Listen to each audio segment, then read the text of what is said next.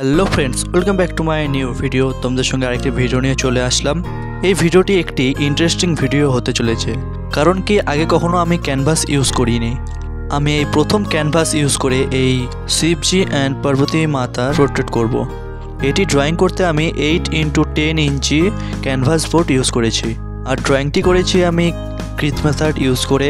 লম্বায় 3 সেমি করে 8টি বক্স করেছি, আর নিচেও 3 সেমি করে 6টি বক্স করেছি।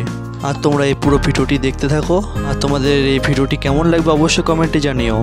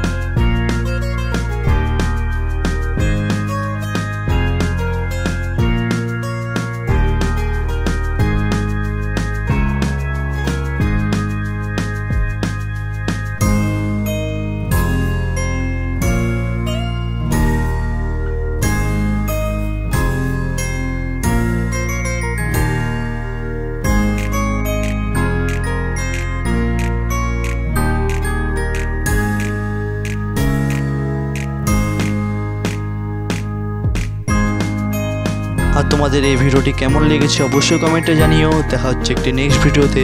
বাই।